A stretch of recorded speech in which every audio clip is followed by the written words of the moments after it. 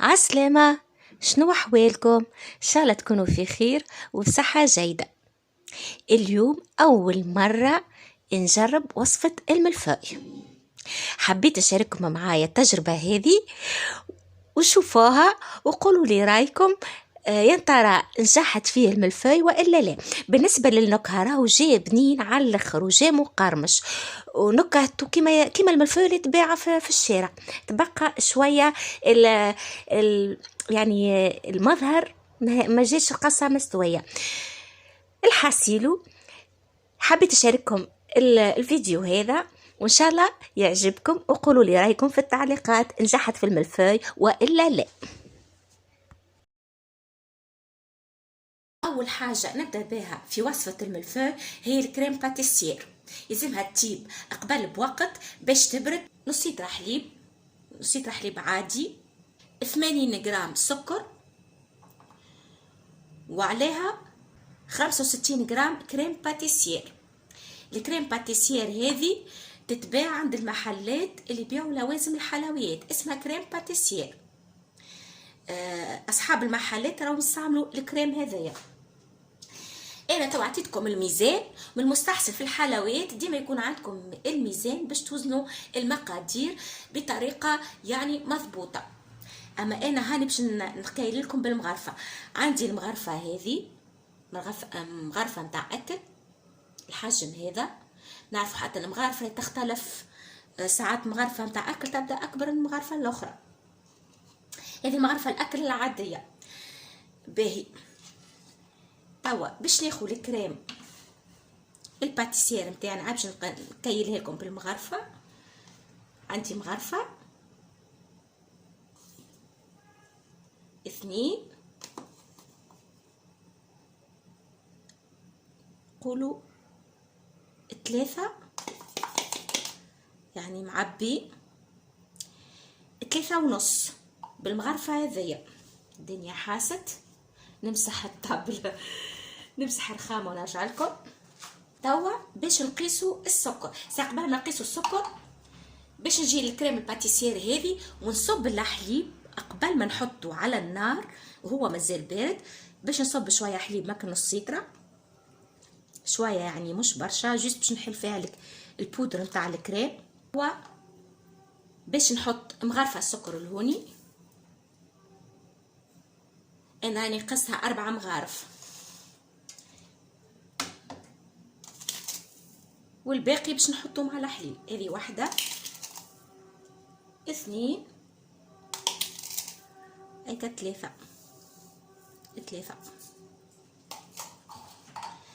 توا باش نجي للحليب هذايا خلط السكر ساعه شويه هكايا وباش نحطه يسخن فوق النار.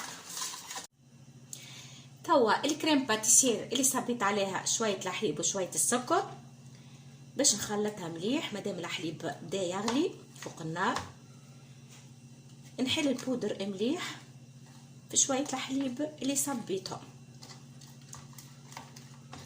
ما نخليوش فيها كالتكتلات. كما شفتوها البودر كريم باتيسير اسمها بودر كريم باتيسير. كما قلت لكم تلقاوها عند اللي يبيعوا لوازم الحلويات متوفره راه. وفيها اصلا هي بنينه، معناها انا توا كي باش نطيبها مانيش باش نحط فيها لا فانيليا لا حتى منكه. هاكا شفتوها تبدا لونها اصفر شوي.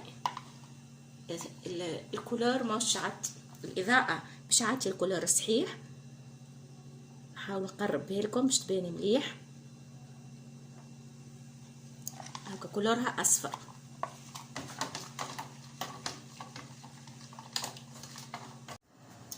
الهوني الحليب بدا يغلي سخن بالكدا باش نصب عليه الكريم اللي خلطها ونخلط بالكدا في ساعه.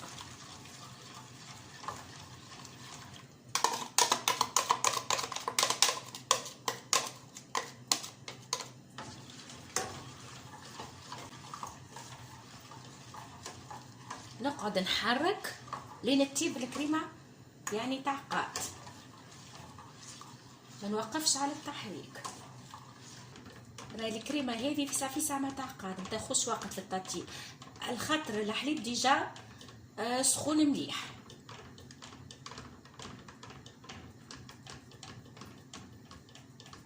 هاكا في ساعه ما بدات تطيب، ميم با حتى دقيقه ما خذتش. وصاي الكريمه طابت، شاطفي عليها هاكا ديجا بدات تبقبق. لاحظتوها؟ تو باش نفرغ الكريمه وهي مازالت سخونه في صحن اخر.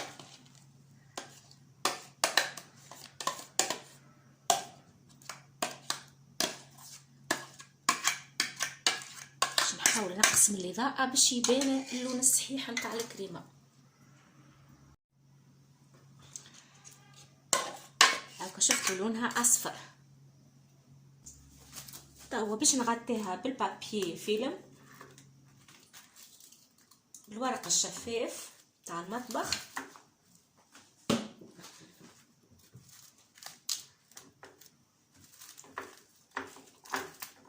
ونحطو اون كونتاكت، يعني نلصقو الورق الشفاف في الكريمه نتاعنا باش ما تتكونش الطبقه اللي ما نحبوهاش في الكريمه كي تبرد.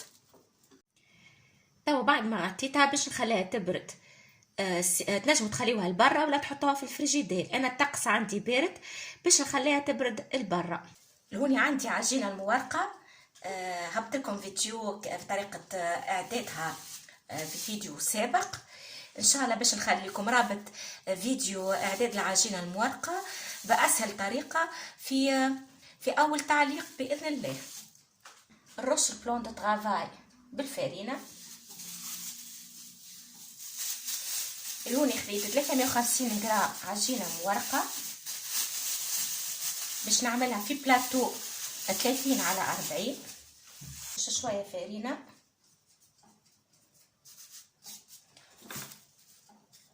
وباش نحلها. لوني قصيت بابي كويسون على طول الطبق باش نقيس عليه. بسم الله.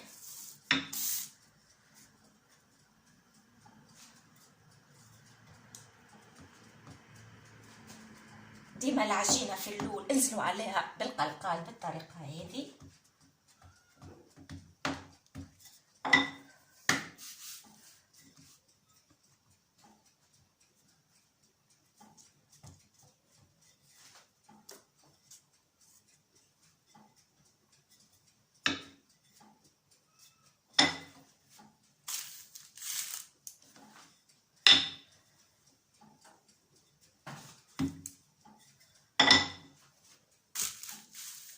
كما تشوفوا فرطتو، نقيس هكايا باش تجي قد هي والبلاطو.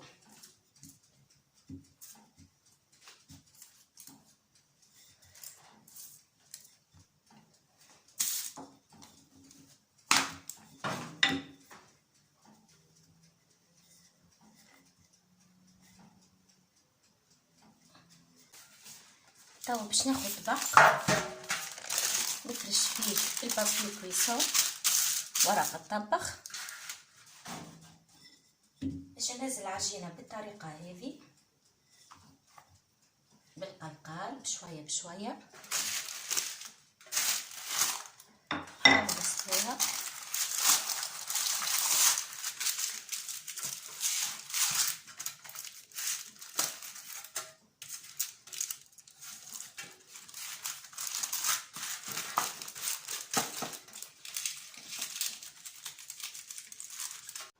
العجينه نقبتها الكل بالفرشيطه، يلزم ما تخليوش حتى بلاصه ما فيهاش النقب باش ما تتنفخش من بعد في الفور. لوني باش ناخذ شويه سكر ونعمل رشه من فوق سكر. الطبقه هذه تاع السكر ومن بعديك باش تحمينا الملفاي بالكريم الباتيسير باش تقعد مقرمشه. نمشيو السكر مليح مع الباط الكل. توا غطيتها من فوق بالبابي كويسون على قد طولها وباش نثقلها بطبق اخر نحطها في فور مسخن مسبقا على 160 درجة، يشعل من فوق واللوطة. كي نحطوا البات كي نحطوا العجينة في الفور لازم كل مرة نتفقدوها. توا انا لهوني العجينة تاعي تفقدتها،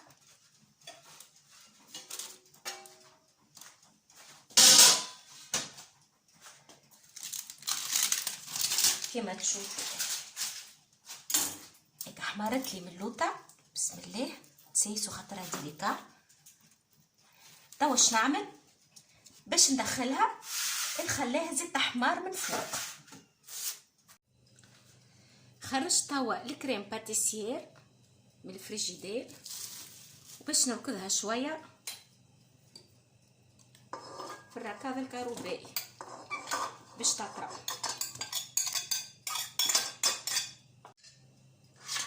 هوني صاي الكريمه نتاعي ولات تريا هكا كيما نشوفوا.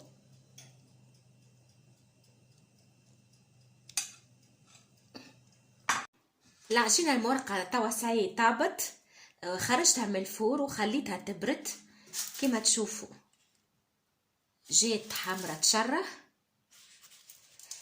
انتوما كي تحبوا تعملوا كميه كبيره اعملوا 3 طبقات بالطريقه هذه. انا اليوم باش نعمل كميه صغيره من الملفاي. توا باش نقسمها على 3 اجزاء متساويه. تنجموا تحطوا مسطره وتقيسوا، انا باش نقيس على حسب التقريب. وكي تقصوا ديما قصوا بسكينه منشار. بسم الله، كي تقصوا قصوا بالسياسه.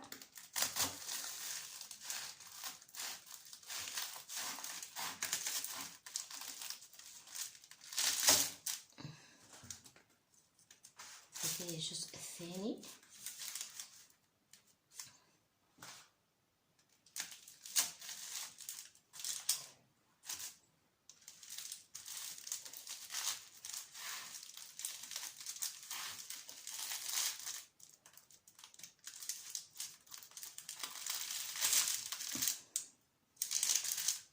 هما 3 أجزاء. ديما الجزء الوسطاني نحطوه هو في الوجه خاطرو مستوي ومعناها منظرو باهي. باش ناخد الطبقة الأولى.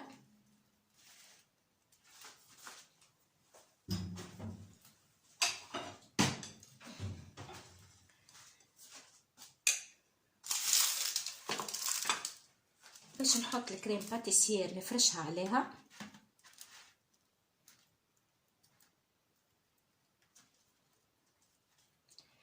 كما قلت لكم انا راني عملت كميه صغيره،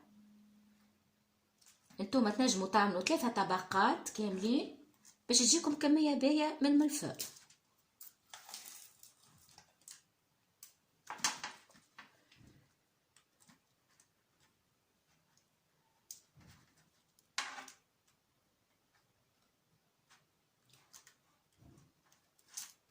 حطوها بطريقه متساويه.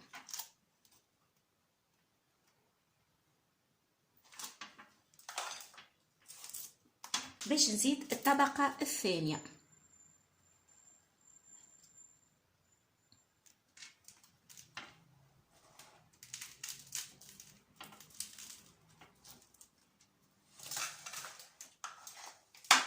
نزيد نحط عليها الكريم باتيسير.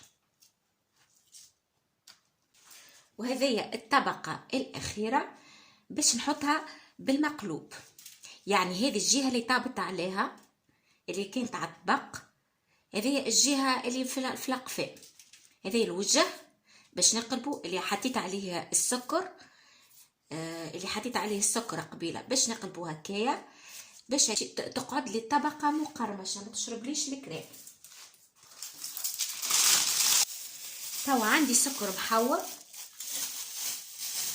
باش ناخذ 3 ملاعق كبيره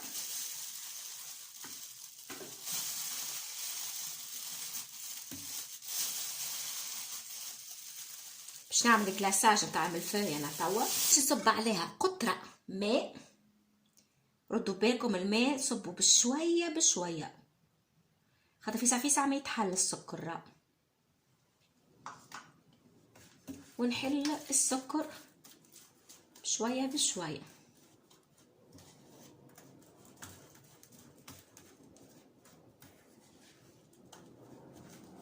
باش نزيد قطرة أخرى ماء.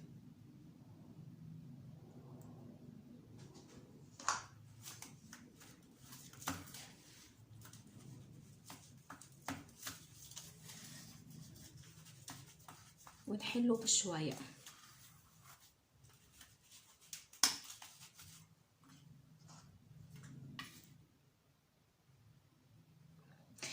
اصحاب المحلات راهو الملفوي الكلاصاج تاع الملفوي يعملوه بالفوندون. انا لهوني باش نزيد شويه من العجينه المنكهه نتاع الكراميل، جوست حاجتي باش نعطي لون للكلاصاج، هاك اللون اللي نشوفوه في الملفوي التونسي نحكي، الملفوي التقليدي نتاعنا. هاكا براس السكينه عملتكم بلاش حاجتي كان باللون مش بالنكهه. تنجموا تضيفوا كراميل، كان عندكم كراميل ضيفوا شويه كراميل.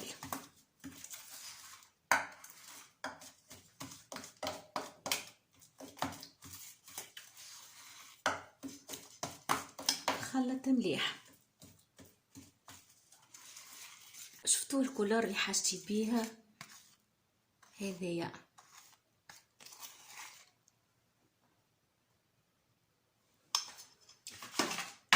توا باش نحط الكلاصاج فوق الملفوي.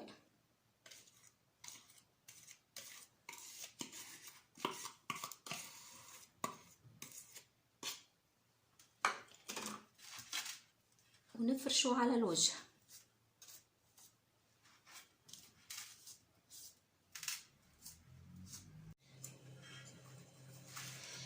الهوني الكلاصاج زدت شويه كلاصاج ما كفانيش، زدت زوز مغارف اخرين سكر وشويه ماء وشويه العجينه المنكهه وكملت بيه. وتوا باش نحطه في الكونجيلاتور لمده ساعتين باش بعديك نجم نقصه.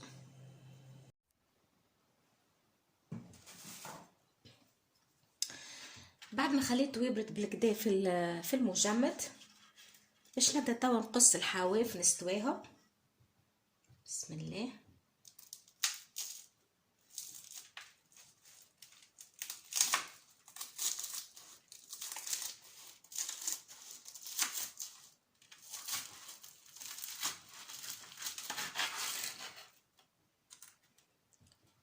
قصهم بشويه بشويه.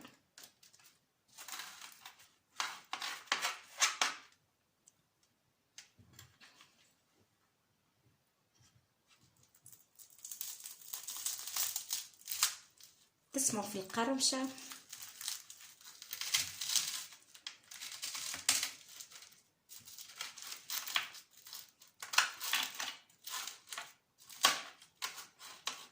ديما نمسحوا السكينه.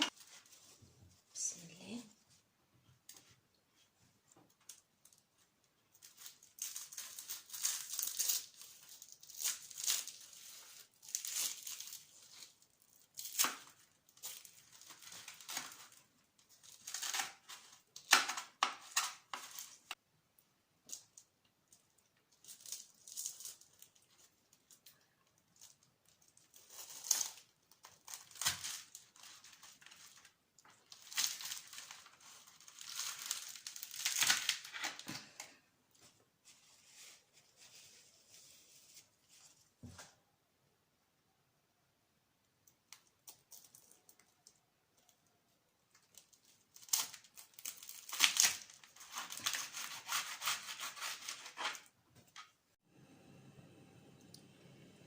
هذوما كعبات الملفوي بعد ما حضروا نودكم وما نشهيكم.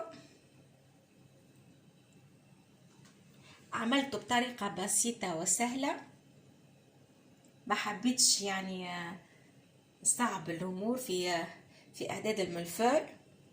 ان شاء الله وصفه اليوم عجبتكم، والى اللقاء في فيديو جاي باذن الله.